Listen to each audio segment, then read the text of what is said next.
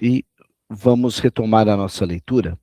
Eu voltei um pouquinho aqui para ler sobre a parte da ilusão e a gente segue.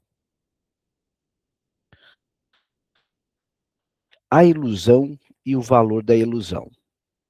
A mãe, no começo, através de uma adaptação quase completa, propicia ao bebê a oportunidade para a ilusão de que o seio dela faz parte do bebê, de que está, por assim dizer, sobre o controle mágico do bebê. O mesmo se pode dizer em função do cuidado infantil em geral, nos momentos tranquilos entre as excitações. A onipotência é quase um fato da experiência. A tarefa final da mãe consiste em desiludir gradativamente o bebê, mas sem esperança de sucesso, a menos que, a princípio, tenha podido propiciar oportunidades suficientes para a ilusão. Esse é um pensamento muito feresiano, ao propósito, tá? Questão ambiental. Em outra linguagem, o seio é criado pelo bebê repetidas vezes, pela capacidade que tem de amar, ou pode-se dizer, pela necessidade, pela necessidade. Desenvolve-se nele um fenômeno subjetivo que chamamos de seio da mãe. A mãe coloca o seio real exatamente onde o bebê está pronto para criá-lo e no momento exato.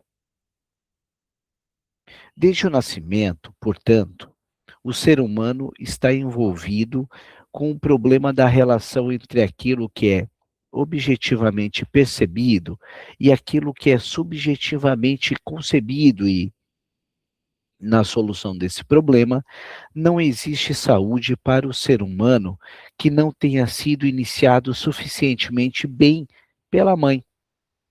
A área intermediária a que me refiro é a área que é concedida ao bebê, entre a criatividade primária e a percepção objetiva baseada no teste de realidade.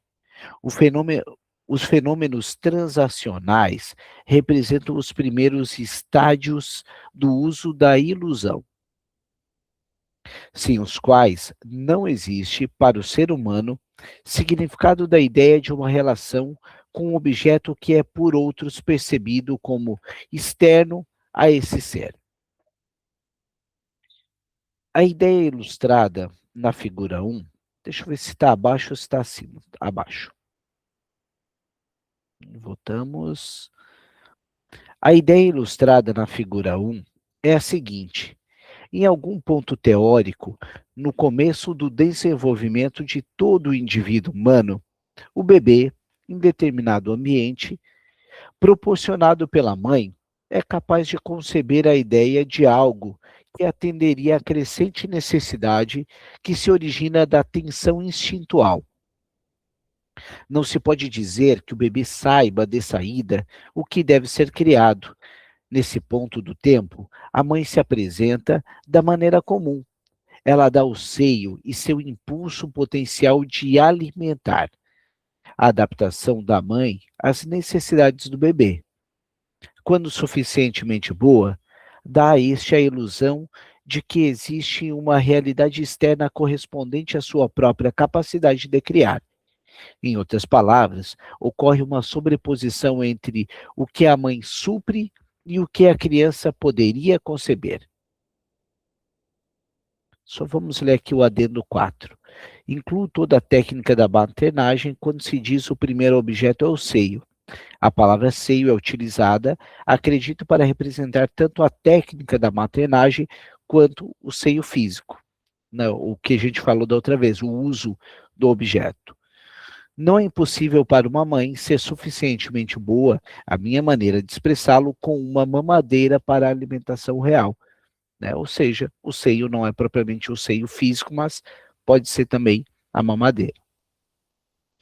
Para o observador, a criança percebe aquilo que a mãe realmente apresenta, mas essa não é toda a verdade. O bebê percebe o seio apenas na medida em que o seio poderia ser criado exatamente ali e naquele então. Não há intercâmbio entre mãe e bebê. Psicologicamente, o bebê recebe de um seio que faz parte dele e a mãe dá leite a um bebê que é parte dela mesmo. Em psicologia, a ideia de intercâmbio baseia-se numa ilusão do psicólogo. Né? Então, aqui estamos falando da mãe e do bebê e de uma ilusão. Agora a gente vai para o objeto transicional, que é na figura 2. Pessoal, alguém quer pontuar algo a respeito desse primeiro trecho?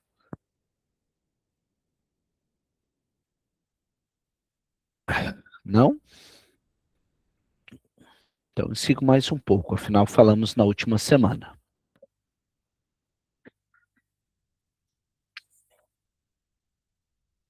Na figura 2, dá-se uma forma à área da ilusão. Não dentro, não fora, né? O objeto transicional. Para ilustrar o que considero a principal função do objeto transicional e dos fenômenos transicionais. O objeto transicional e os fenômenos transicionais iniciam todos os seres humanos com o que sempre será importante para eles, isto é, uma área neutra de experiência que não será contestada. Né? Olha um paralelo que a gente sempre faz com o nosso setting analítico. Do objeto transicional, pode-se dizer que se trata de uma questão de concordância entre nós e o bebê, de que nunca formulemos a pergunta: você concebeu isso ou lhe foi apresentado a partir do exterior? O importante é que não se espere decisão alguma sobre esse ponto. A pergunta não é para ser formulada. Na linha do Winnicott sempre, é o ser vivido, não o ser formulado. Esse problema, que sem dúvida interessa ao bebê humano, no início de maneira oculta, torna-se gradativamente um problema evidente, devido ao fato de que a principal tarefa da mãe, após propiciar a oportunidade para a ilusão, é a desilusão. Esta é preliminar à tarefa do desmame, e também continua sendo uma das missões dos pais e dos educadores. Em outras palavras, a questão da ilusão é o assunto que concerne inerentemente aos seres humanos e que nenhum indivíduo soluciona de modo final para si mesmo, ainda que uma compreensão teórica dele possa permitir uma solução teórica. Se tudo corre bem nesse processo gradativo de desilusão, o palco está pronto para as frustrações que reunimos sob a palavra desmame. Deve-se lembrar, porém, que quando falamos sobre os fenômenos que Klein, em 1940, esclareceu especificamente em seu conceito sobre posição depressiva, que se reúnem em torno do desmame. Estamos presumindo o processo subjacente, o processo através do qual é propiciada a oportunidade para a ilusão e a desilusão gradativa. Se a ilusão-desilusão se extravia, o bebê não consegue chegar a uma coisa tão normal quanto o desmame, nem a uma reação ao desmame. Então, torna-se absurdo referir-se a esse de algum modo. O simples término da alimentação ao seio não constitui desmame. Pessoal, alguma pontuação aqui? Por favor, Natália. Esse finalzinho, será que ele quis dizer, porque tem crianças que elas vão ao seio e já não mama mais, né? Só o fato de estar ali com a boquinha no colo e não necessariamente que se alimenta ainda, né? Será que foi a isso que ele se referiu quando ele fala que o simples término da alimentação ao seio não constitui desmame?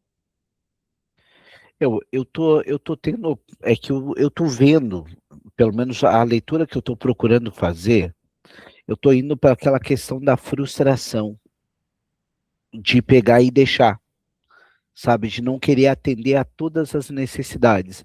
E aí, metaforicamente e subjetivamente, a gente vai estendendo não só para esse processo, mas para os processos da criança maior.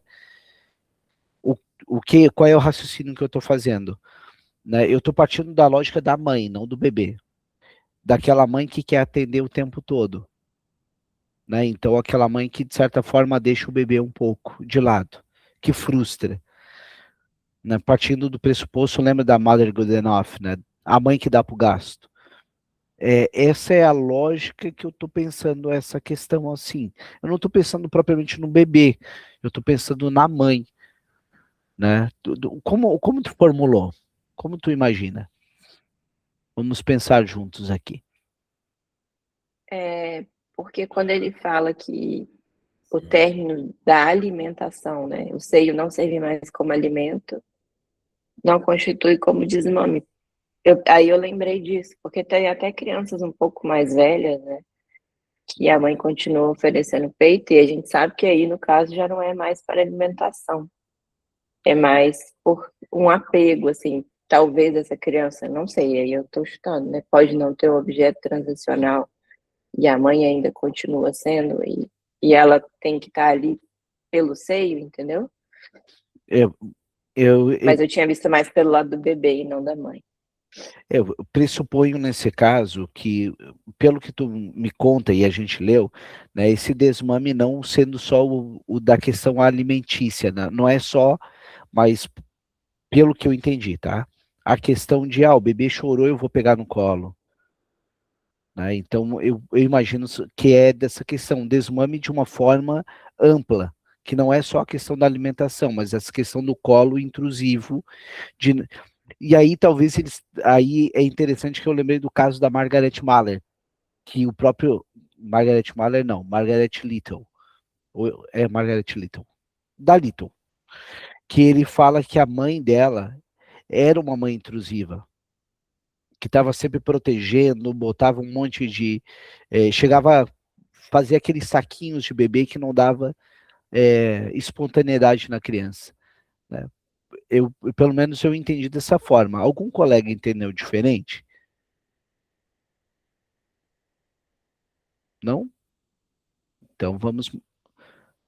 Por favor, Luciana. Eu penso, assim, um pouquinho antes, né, desse final de parágrafo, ele fala assim, né, em outras palavras, a questão da ilusão é inerente aos seres humanos, e nenhum indivíduo a resolve definitivamente por conta própria. Aí lá na frente ele fala que isso é o desmame, né, ou seja, o desmame é a frustração da ilusão, né, é a desilusão, né, e não necessariamente a questão da alimentação, mas a desilusão com esse objeto que é transicional, né, que aqui a gente está falando a questão do seio, né, mas com qualquer, eu entendo que é qualquer objeto transicional que traga algum tipo de desilusão. E um pouco mais acima, ele fala que isso é tarefa, né, dos pais, né, fazer com que isso ocorra, né, ele fala, né, devido ao fato que a principal tarefa da mãe, além de fornecer a oportunidade da ilusão, é a desilusão, né? Essa questão aí a gente pode fazer esse contraponto, né, da questão do excesso e da falta, que a gente vem conversando também, né, a questão daquela mãe, né, que excede, né, que acaba sendo aquela mãe intrusiva, ela não é suficiente, né, ela extrapola, com aquela mãe que é só suficiente, né, que é essa que é a boa. Então, porque ela permite que o bebê tenha essa possibilidade de vir a ser, né? Através Perfeito. da desilusão. E é legal esse ponto que tu trouxe, porque dá pra gente amarrar com uma coisa, a desilusão de que eu sou perfeito, de que eu crio seios. Né? A desilusão disso, a desilusão daquela criança, que ela não é onipotente e que essa mãe diz, porque querendo ou não, ele fala ali sobre a ilusão de criar algo, né? Então essa desilusão propiciada também mostra que essa criança não é onipotente. Rita, por favor. Eu estou vendo aqui, estou percebendo assim, que o neném, quando ele é atendido todas as vezes que solicita, ele não deixa aquela sensação de onipotência. Ele vai sempre imaginar que tudo vai estar na mão mesmo. E as falhas da mãe, a mãe suficiente boa, ela faz falhas calculadas. Então, não é uma falha, assim, tá com fome, deixa chorando aí, mas depois eu dou. Ele tem que aprender, não é bem assim. Você vai deixar um pouquinho, antes que ele estressa, você já atende. Então, ele vai aprendendo a tolerar, de pouquinho em pouquinho.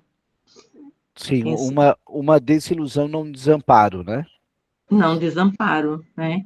Ela está atenta, né? Dá um tempo, um brinquedo, o neném gosta de jogar coisa no chão para a mãe pegar, então brinca com ele, né? Do Tá. tempo que ele tem que esperar. Então, é em tudo, não é só no mamar, é também no dia a dia, né? Na hora de dar um banho, na hora de trocar, na hora de comer, de acariciar, sair para passear, tudo tem que a mãe ir estabelecendo os limites. E é legal fazer o paralelo com a clínica, o analista. Tá? O Winnicott, ele trabalha muito nesse campo metafórico. O analista é suficientemente bom.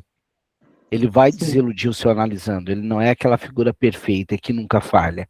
E aí essa Uhum. linha tênue, né, Rita, que tu bem pontuou. O analista não é o que desampara, mas é o que vai desiludir em alguns momentos. Né? Tem os momentos certos. Os cortes têm que ser É por isso que eu penso sempre que no enquadre, né? O enquadre é justamente estabelecido ali na hora. Que hora que eu corto? Como é que eu corto fulano e fulano? Não é o mesmo paciente. Cada paciente ali é único. Perfeito. Ou analisando, né? Ou Uhum. paciente ou analisando. Então tá, vou ler mais um pouquinho aqui. Podemos perceber a extraordinária significação do desmame no caso da criança normal, quando assistimos à complexa reação que é colocada em andamento em determinada criança pelo processo do desmame. Sabemos que isso pode realizar-se nessa criança porque o processo de ilusão-desilusão está sendo levado a cabo tão bem e que podemos ignorá-lo enquanto se examina o desmame real. Né? Aí o que foi pontuado pela Luciana, né? Essa questão da subjetividade da ilusão. Desenvolvimento da teoria da ilusão-desilusão. Presume-se aqui que a tarefa de aceitação da realidade nunca é completada, que nenhum ser humano está livre da tensão de relacionar a realidade interna e externa, e que o alívio dessa tensão é proporcionado por uma área intermediária de experiência, Rivière. A Joan Rivière, inclusive, foi supervisora dele, tá? O analista dele, um dos dois, 1936, que não é contestada. Artes, religião e etc. Essa área intermediária está em continuidade direta com a área do brincar da criança pequena que se perde no brincar. Pessoal, aqui mais uma coisa bem importante. A Rivière foi a analista dele, então. A Clay eu sei que foi supervisora. Ele não gostava muito dela porque ela ficava analisando ele, o Diego colocou, o tempo todo em grupos que eles frequentavam. Perfeito. Joan Rivière é exatamente isso. Era analista dele. Eles ficaram durante 5 anos no processo dele, enquanto ele se tornava analista. Esse ponto aqui é importante a gente fazer um paralelo na clínica também, tá? Sobre essa questão que o analista winnicottiano, o Saulo Durso Ferreira fala muito isso, o analista winnicottiano deixa o seu analisando brincar. Ele está falando de artes, ele está falando de religião, ele está falando dele. Só que ele está falando através de outros pontos, mas é sobre ele, tá? Então, por isso, o paralelo, ó.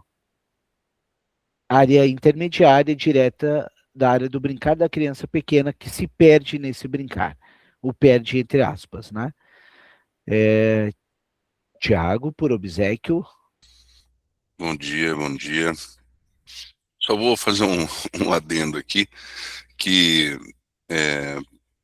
pelo menos eu percebo assim, tá? Que os adultos são crianças que mudaram os brinquedos e as brincadeiras.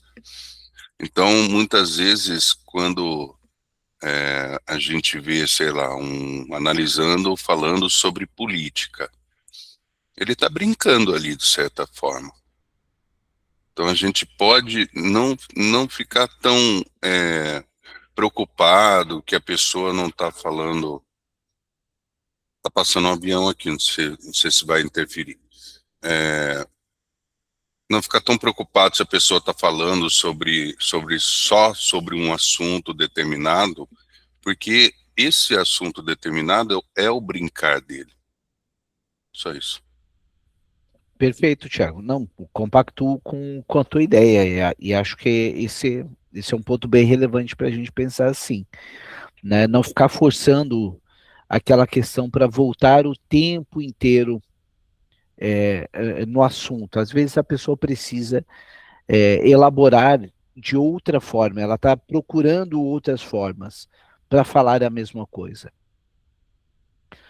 Então, na terra infância, essa área intermediária é necessária para o início de um relacionamento entre a criança e o mundo, sendo tornada possível por uma maternagem suficientemente boa na fase primitiva crítica. Essencial a tudo isso é a continuidade no tempo do ambiente emocional externo e de elementos específicos no ambiente físico, tais como objeto ou objetos transicionais. Os fenômenos transicionais são permissíveis ao bebê por causa do reconhecimento intuitivo que os pais têm da atenção inerente à percepção objetiva. E não contestamos o bebê a respeito da subjetividade ou objetividade exatamente nesse ponto em que está o objeto transicional.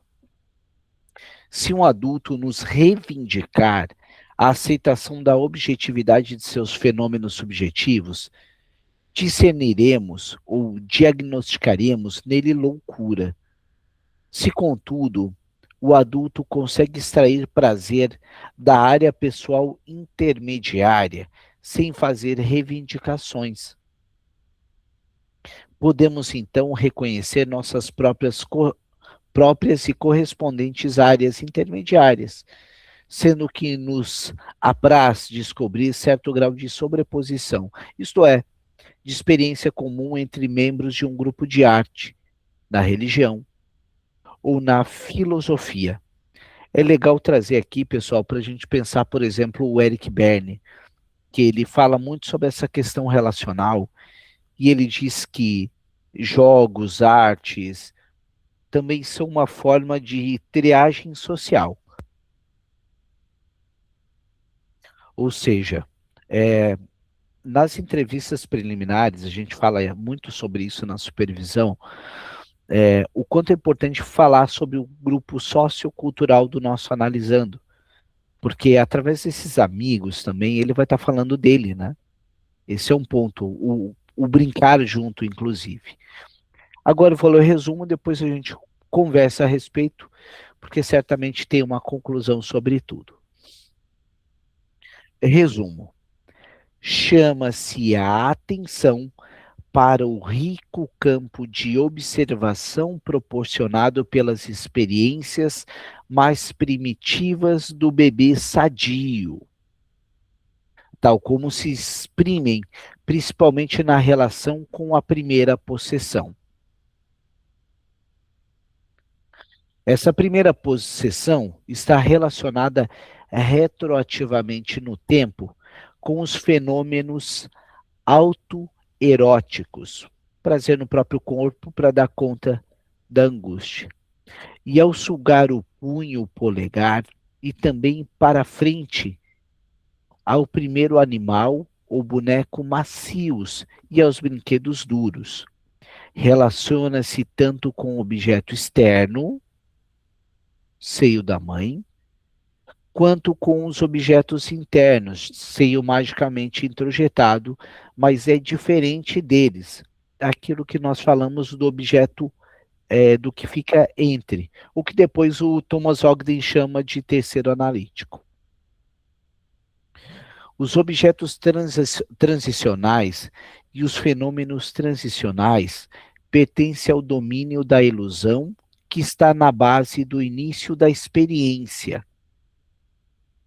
Esse primeiro estágio do desenvolvimento é tornado possível pela capacidade especial por parte da mãe de efetuar adaptações às necessidades de seu bebê, permitindo-lhe assim a ilusão de que aquilo que ele cria existe realmente. Essa área intermediária de experiência incontestada, quanto a pertencer à realidade interna ou externa compartilhada, constitui a parte maior da experiência do bebê e através da vida. É conservada na experimentação intensa que diz respeito às artes, à religião, ao viver imaginativo e ao trabalho científico criador. O objeto transicional de um bebê normalmente se torna gradativamente descatexado, especialmente na medida em que se desenvolve os interesses culturais. Eu vou só terminar esse último parágrafo e passo para o Tiago. O que surge dessas considerações é a ideia adicional de que o paradoxo aceito pode ter um valor positivo. A solução do paradoxo conduz a uma organização de defesa. No adulto, pode encontrar-se como verdadeira e falsa organização do eu. Tiago, por favor. A leitura está muito adiantada para minha mente está processando outra coisa ainda. Michel, você sabe qual que é a imagem da posição depressiva do bebê? Que imagem que é essa? A posição depressiva, tu estás falando da Melanie Klein? Isso, que foi citado aí. Tá, vamos lá. Posição esquizoparanoide é a primeira posição para Klein. A posição esquizoparanoide é uma posição de cisão, sei o bom, sei o mal. A posição depressiva é aquela que a mãe já desiludiu esse bebê e esse bebê começa a aceitar a ambiguidade desse sujeito. Ele começa a introjetar também, começa a entender que o seio bom e o seio mal pertencem à mesma pessoa. Tá? Só que um detalhe, a Melanie Klein não fala de fase propriamente, né? Ela fala, seria algo tipo um período, porque nós adultos podemos voltar a posições esquizoparanoides ou seguir na posição depressiva. Tá? Então, a posição depressiva para Melanie Klein é aquela em que o sujeito passou da esquizoparanoide, então ele já começa a se integrar como sujeito. Tá? Então, essa é a posição. O Ogden inaugura uma posição antes da esquizoparanoide, mas não compartilhada por esses autores, que é a posição contígua autista, que nada tem a ver do autismo. Contígua autista, a gente vai falar amanhã no curso sobre inconsciente, é uma posição que tu és totalmente sensorial, não há propriamente fala. O que seria o equivalente à percepção do Wilfred Bion. Fez sentido? Conseguiu compreender mais ou menos? Claro que eu estou resumindo muito para dar o panorama geral. Tá ótimo, obrigado, Michel. Legal.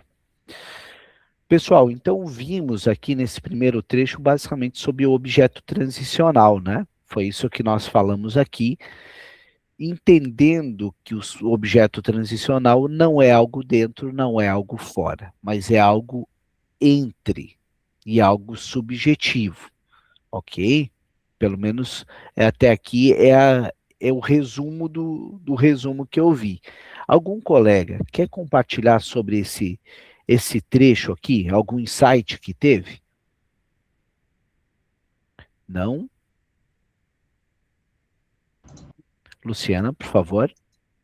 Michel, eu queria que a gente pensasse um pouco, eu estou encafifada aqui com essa questão da ilusão e desilusão, acho que algo bateu assim, bem forte assim, para mim, e a construção desse bebê, né, de vir a ser, né, e talvez a gente possa pensar, comecei a escrever, eu concordo com o Tiago, estava muito rápido, eu comecei a escrever umas coisas aqui, para não perder e depois Ah, é por revisitar. isso que você riu, né? Entendi agora. Eu falei assim, graças a Deus alguém levantou a mão.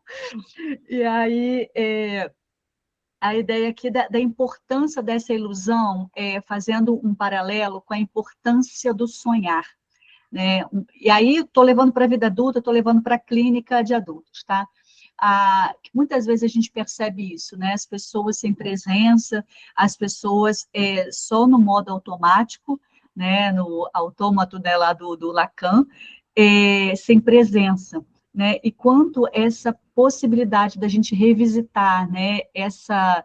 Não só nossas desilusões, mas entender que a gente também tem a possibilidade de ter as nossas ilusões, né, de ter os nossos sonhos para conseguir ver a ser, né, o quanto isso a gente tem deixado, né, ir embora, né, ou até mesmo, como que eu posso dizer, né, não pensado, né? Em um momento que a gente não pensa mais, né? A gente coloca embaixo do tapete isso, né? A gente abafa. Eu acho que é essa questão, né? E quanto a gente percebe que isso existe na clínica e talvez trabalhar, né? Esse paradoxo, né? De que a desilusão faz parte para que a gente consiga ter a ilusão. Né? Sem a desilusão não existe a ilusão, e quanto isso é importante, não pode ter só um polo, né? É importante ter os dois, sabe? Para que a gente venha a ser. O que você acha disso? Ou eu estou indo para o outro lado? Não. E até isso que tu estás dizendo é fundamental a gente pensar, porque vamos partir do pressuposto até de simbolização, né? De simbólico. Eu acho que é aí que a gente entra nesse ponto. Claro que a gente não está falando de um delírio, né, Luciana? A gente está falando de alguém que consegue vir a ser, consegue criar alguma coisa. Eu até separei um material aqui para a gente falar sobre isso, né? Por exemplo, já vou passar para a Rita, mas eu só vou ler esse trecho aqui que eu separei de um material que eu tenho, sobre a ilusão para o Winnicott. A ilusão para o Winnicott é uma experiência necessária e saudável. Não é um erro e não é um engano. Tá? Como que o Winnicott vai dizer sobre a ilusão? A mãe adapta ao bebê, como a gente viu. Ao se adaptar ao bebê, o bebê vai experimentar uma sensação de onipotência. Ele sente que aparece um objeto que ele julga que ele criou. A capacidade de criar, de brincar e de criar, que isso é fundamental para o Winnicott. Sim, sim. Agora, pode falar. Não, que vem muito, assim, é importante do se frustrar, né, para que você consiga criar, porque é pela falta que você busca, né, que você deseja, né, é pela falta, né. Agora isso é ilusão. Eu tenho capacidade de criar coisas, eu sou fantástico. A gente precisa ter isso. Agora, o que é a desilusão? Se não ocorre, o bebê fica preso numa fantasia de onipotência. E aí ele já vai indo beirando, talvez até um delírio, né? Psicose, né? Uma psicose. Ele não distingue fantasia ou realidade. A frustração, ela faz isso, ela te manda para o mundo real. Se não tivesse a desilusão, a dificuldade para reconhecer os outros como pessoas independentes. Então, a desilusão propicia isso, essa cisão desse mundo imagético. Rita, por favor, pode falar. E aqui já foi falado sobre o adulto, né? E nós, adultos, nós continuamos brincando, porque a gente traz em subjetividade. Então, é a subjetividade nossa, construída lá na infância, que nos coloca agora no mundo, né? E o analista, ele sustenta, porque quando você sustenta, você cria um campo onde ele gradativamente vai se sentindo à vontade para expressar ali o verdadeiro self, porque ele pode chegar de qualquer forma, né? Com self ou sem self, mas no falso self, se você sustenta, vai sustentando, ele vai sentindo que ali ele pode ser. Aí ele vai começar gradativamente a abrir o seu self verdadeiro. Eu penso o seguinte, Rita, que pelo menos é o pensamento mais winnicottiano na minha concepção. Construir. Eu acho que isso é fundamental. Não é a questão de descobrir, mas é a questão de construir. Né? Eu acho que essa é uma palavra bem importante para o Winnicott, e concordo com o que você estava dizendo, sim, Rita, é bem nessa linha. E eu gostaria de complementar, juntando o que falávamos de ilusão. Tá? Então, olha só. Ilusão sem desilusão. Esses conceitos andam junto. Lembra do Winnicott, tem muito disso. Ilusão sem desilusão mantém a onipotência. Sim. E desilusão sem ilusão, ou seja, precoce, produz trauma. Uhum. E o desenvolvimento saudável é uma ilusão seguida de desilusão gradual. Eu vou frustrando, eu vou desiludindo, mas em doses homeopáticas que você possa suportar, né? É o desmame, né? É o desmame, exatamente. Né? E, então, resumindo aqui, ó, ilusão. O bebê acredita que cria aquilo de que necessita. Desilusão. O bebê descobre gradualmente que o objeto existe independente dele. Ele vai descobrindo, opa, não sou eu que crio. Ilusão. Depende da adaptação quase perfeita da mãe. Desilusão. Depende da redução gradual dessa adaptação. Sim. Ilusão produz sentimento de criatividade e onipotência inicial. Uhum. Desilusão produz reconhecimento da realidade externa.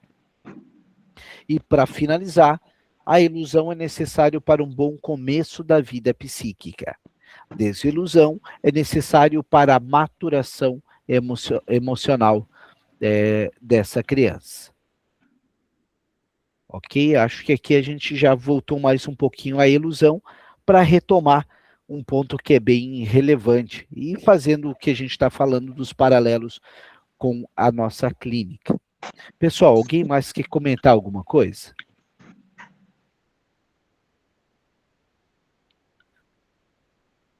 Não havendo, eu leio mais um pouquinho aqui, tá? Por favor, Thiago. Quando a Luciana falou ali de ilusão e desilusão, eu pensei, na verdade, pensei em dualidade.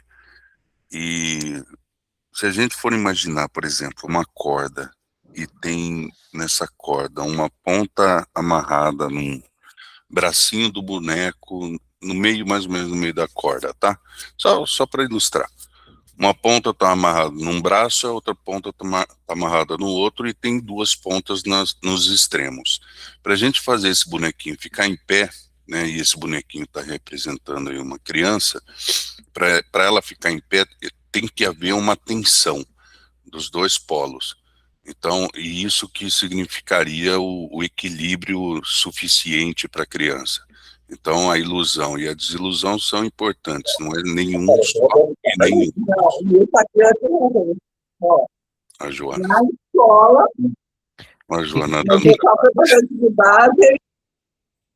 A Joana quer falar alguma coisa da escola.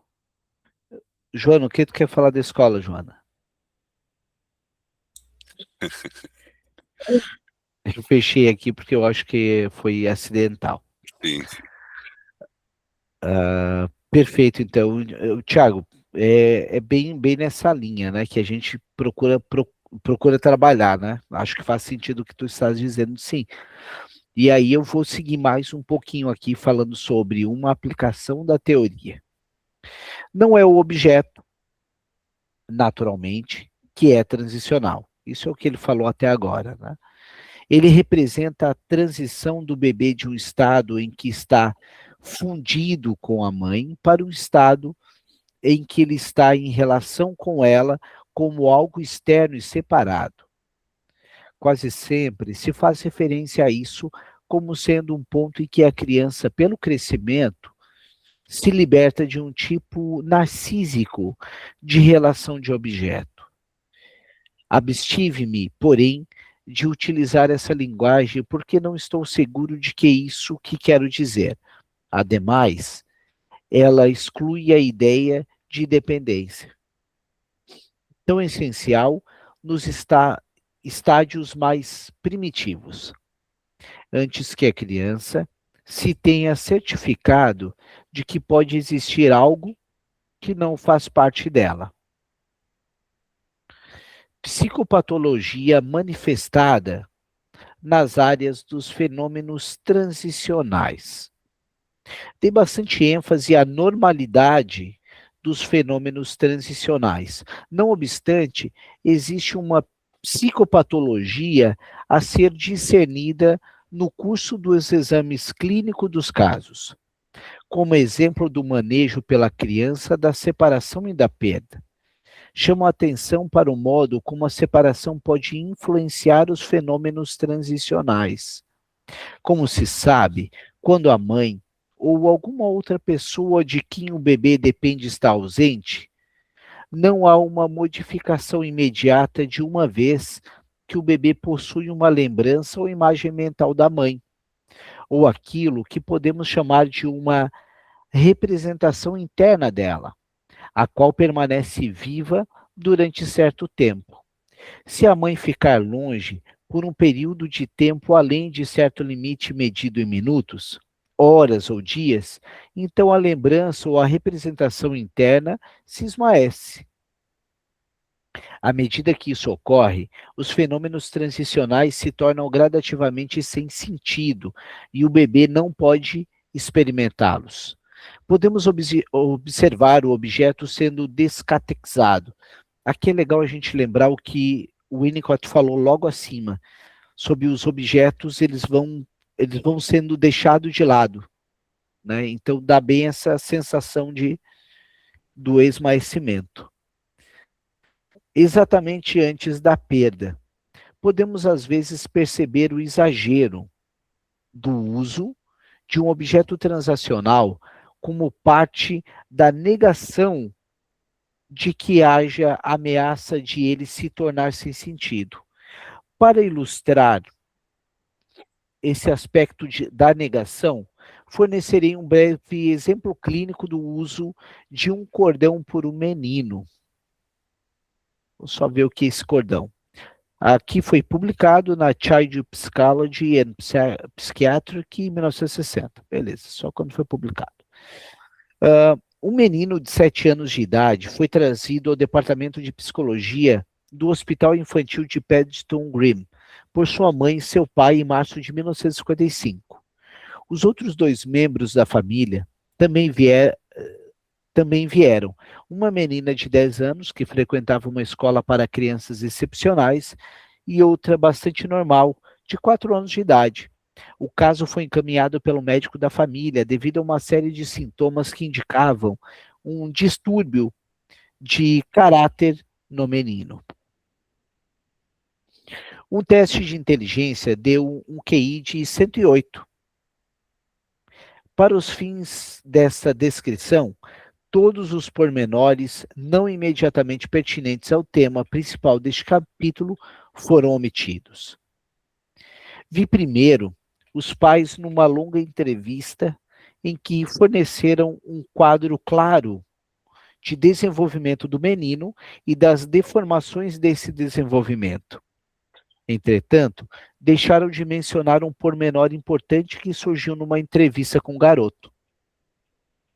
Não foi difícil perceber que a mãe era uma pessoa depressiva. E ela comunicou que estivera hospitalizada por causa da depressão. Pelo relato dos pais, pude notar que a mãe cuidou do menino até a filha nascer, quando aquele contava com 3 anos e 3 meses de idade. Foi essa a primeira separação de importância. Com a seguinte ocorrência, aos 3 anos e 11 meses, quando a mãe fez uma operação. Quando o menino estava com 4 anos e 9 meses, a mãe passou 2 meses no hospital psiquiátrico. E durante esse período, ele foi bem cuidado pela irmã da mãe. Por essa ocasião, todos que cuidavam do menino concordavam que ele era difícil, embora apresentasse aspectos muito bons. Era sujeito a se transformar repetidamente e assustar as pessoas, dizendo, por exemplo, que ia cortar a irmã da mãe em pedacinhos. Desenvolveu muitos sintomas curiosos, tais como uma compulsão a lamber as coisas e as pessoas. Fazia ruídos compulsivos com a garganta, quase sempre se recusava a evacuar e depois sujava tudo. Estava obviamente ansioso a respeito da deficiência mental da irmã mais velha. Mas a deformação de seu desenvolvimento parece ter começado antes que esse fator se tornasse significante. Após essa conversa com os pais, recebi o menino para uma entrevista pessoal. Estavam presentes os 2 assistentes sociais psiquiátricos e visitantes. O menino não deu de imediato uma impressão anormal e rapidamente ingressou comigo num jogo de rabiscos. Nesse jogo, rabisco um tipo qualquer, impulsivo de traços e convido a criança que estou entrevistando a transformá-lo em algo. Depois ele também faz um rabisco para que eu, por minha vez, o transforme em algo. O jogo de rabiscos, nesse caso específico, conduziu a um resultado curioso. A preguiça do menino tornou-se logo evidente, e também tudo o que eu fazia era por ele traduzido em algo associado a cordão. Entre seus 10 desenhos aparecia o seguinte: um laço, um chicote, um chicotinho, um cordão de ioiô, um nó dado num cordão, outro chicotinho, outro chicote. Após essa entrevista com o menino, tive outra com os pais. Perguntei-lhes a respeito da preocupação do menino com o cordão. Disseram-me que se alegravam que eu mencionasse o assunto, mas que não se tinha referido a ele por não estarem seguros quanto à sua significância. Contaram que o menino ficara obsedado com tudo que se referisse a cordão e, de fato, sempre que enfrentavam numa sala, já esperavam descobrir cadeiras e mesas amarradas, entravam no caso, amarradas por ele. Descobriram, por exemplo, uma almofada presa por um cordão à lareira. Disseram que a preocupação do menino com cordões estava gradativamente desenvolvendo-se numa nova característica, que se preocupava em vez de lhes despertar o interesse normal. Recentemente amarrara um cordão em torno do pescoço da irmã. A irmã cujo nascimento causara a primeira separação entre o menino e a mãe. Nesse tipo específico de entrevista, eu sabia que dispunha de oportunidades limitadas para a ação. Não seria possível encontrar os pais ou o menino com frequência maior do que 6 meses, pois a família residia no interior. Agi, portanto, da seguinte maneira: expliquei à mãe que o menino estava lidando com o temor da separação, tentando negá-la através do uso de cordões, tal como através do uso do telefone se negaria a separação de um amigo. Ela se mostrou cética, disse-lhe, porém, que se viesse a encontrar algum tipo no que eu estava dizendo, gostaria que debatesse o assunto com o menino em alguma ocasião conveniente, comunicando-lhe o que eu dissera e depois desenvolvendo o tema da reparação de acordo com a reação dele. Pessoal, notem o que o Winnicott fala aqui sobre o cordão, né? Sobre essa amarração no sentido para não se separar. Deixa eu ver se é muito longo. Vou ler esse próximo capítulo e depois retomamos na outra semana. Não tive mais notícias deles até que vieram ver-me cerca de 6 meses depois. A mãe não me disse o que fizera, mas perguntei-lhe a ela. Pôde contar-me o que acontecera pouco após a consulta que tinham feito. Ela achara que o que eu dissera era ridículo, mas certa noite abordaram o assunto com o menino e descobriram o ávido por falar a respeito de seu relacionamento com ela e seu medo de uma falta de contato com a mãe. Ela passou em revista todas as separações de que podia lembrar-se, com a ajuda dele, e logo ficou convencida de que o que eu dissera estava certo por causa das reações do menino. Ademais, a partir do momento em que teve essa conversa com ele, o brincar com cordões parou. Não ocorreram mais junções de objeto à maneira antiga. Mantiveram muitas outras conversas com o menino a respeito de seu sentimento de separação quanto a ela, e fez um comentário muito significante de que achava que a separação mais importante fora a perda dela por ele quando estivera gravemente deprimida. Não foi apenas o fato de ela ter se afastado, disse, mas sua falta de contato com ele, por causa da inteira preocupação dela com outros assuntos. Bem interessante esse trecho, né? Bem interessante e bem significativo para pensarmos. Diego, por favor. Michel, está parecendo mais a teoria do Winnicott, né? Eu até coloquei ali, do delinquente criativo, né? Que ele tinha um ambiente antes, né? Depois da chegada da irmã, acabou mudando esse ambiente para ele. Será que ele não está à procura desse ambiente de novo? Olha, talvez possa ser, embora quando tu fala do delinquente criativo, para mim me remete a privação e deprivação, seria isso? Não, eu falo assim, tipo, ele tinha um ambiente antes, sabe? Um ambiente que ele achava, vamos lá, confortável, né? Aquele ambiente que ele gostava de estar junto com a mãe. Depois, agora não lembro direito se a irmã dele nasceu depois dele, agora, ou ela teve alguma deficiência, agora eu não lembro. Você acabou de ler. E mudou esse ambiente dele, né? Será que ele não começou a fazer essas coisas porque ele queria mostrar, pô, eu tô aqui ainda, né? Até pode ser, né? Mas eu particularmente tenho mais a sensação que era ali a questão da depressão da mãe, de perder a questão do afeto, né? Mas não dá para descartar, né? Até mesmo porque o Freud fala também sobre isso. Quando chegam os irmãos, eles são o lugar de competição, né? De competição, de ciúme. Mas para mim ali o que estava muito em questão era que não houve uma separação da mãe de forma gradual. Ela um dia estava com ele e no outro dia estava internada com depressão. Né? Então não teve um esmaecimento de uso de objeto transicional, né? Foi abrupto. Então, aí ele tentou fazer alguma amarração ali usando as cordas.